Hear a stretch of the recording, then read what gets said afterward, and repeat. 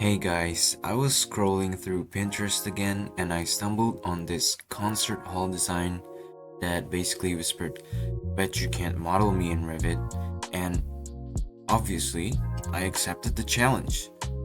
In this tutorial, I'm gonna show you how to recreate these sculptural, parametric style walls using Revit's massing tools.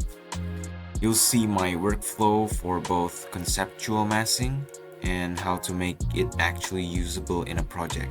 So let's get into it. Once you're in Revit, as usual, we'll browse for default template. Go to south elevation and make a reference plane. I'm naming it height. Back to level 1 plan. We are navigating to the massing ribbon and clicking this show mass button. Now create in place mass. Name it whatever you want. Set the work plane to level 1. I like to click on the show work plane symbol so we can see it. Draw with splines, and we are making a curve. Next, set the work plane to reference plane height. We are drawing another bigger curve, but from level 2 because we can't see our drawing from level 1.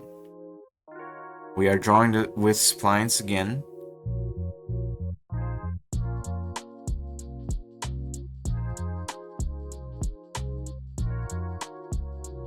I need to delete this mistake. Next, we are clicking on the taller spline, going back to level 2 and just nudging the drawing with arrow keys to overlap the first curve. Go back to the 3D view and select all of them. Click on Create Form. Now we are clicking on X-ray to make the curve even crazier. I'm gonna change the display to shaded very quickly. Then we are clicking on the top line. Drag the arrow upwards to keep the change around y-axis.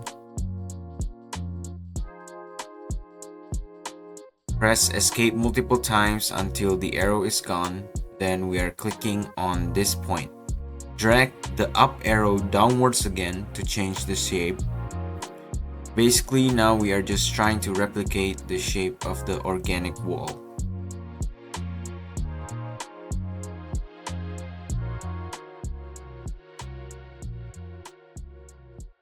I think this needs to extend.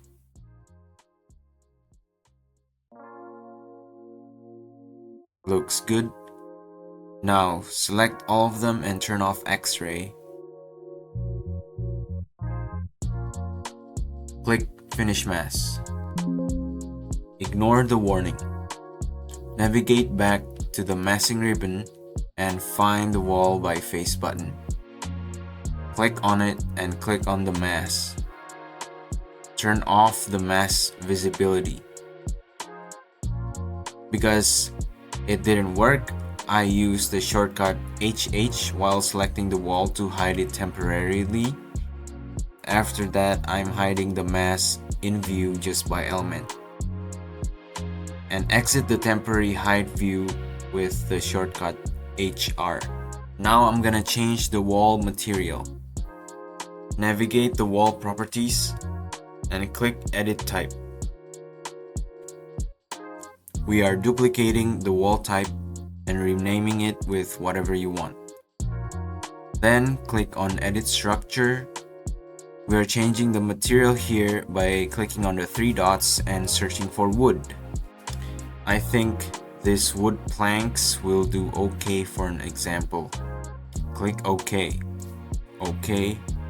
Apply and OK. Change the display options to textures or realistic to look at the material, and there you go. That's one curved wall done. I'm just gonna quickly make a floor and a wall here. Honestly, I don't really like the shape here, so we are changing it again. I promise I'll be quick. I revealed the hidden mask and using it again to make a new one. Select the mask and use edit in place. I'm gonna move this arrow outward. Looks good. Finish mask. I'm deleting the old one and putting a wall by face on the new mask. Then turn off the mask visibility. I'm gonna make another one to put above the first mask, this time from level 1, and the work plane is level 1 too.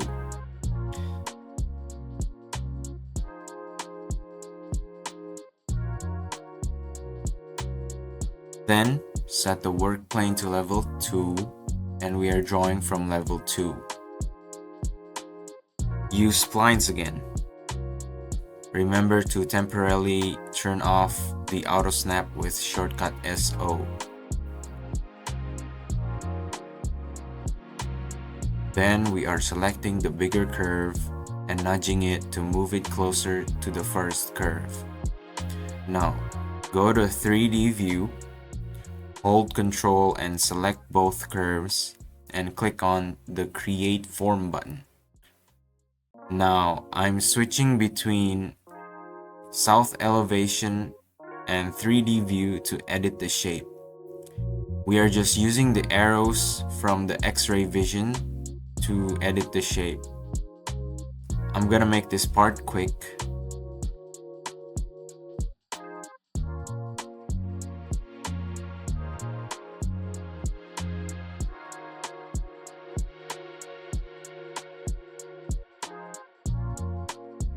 Okay, done.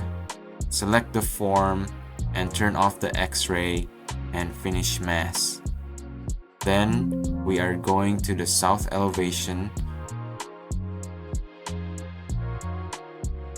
and moving it up here. I'm making the display as textured. Then put a wall on the mask. Don't worry about the weird texture, just turn off mask visibility. Now go to level 2 and stick the curve to the flat wall.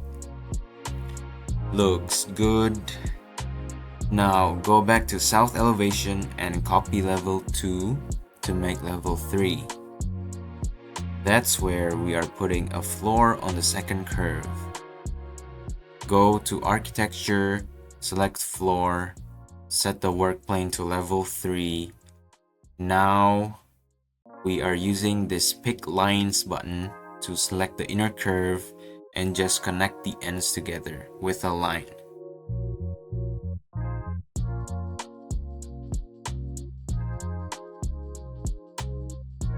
Then click on the check mark and let's change the floor to wood finish. Here is how it looks from a camera view.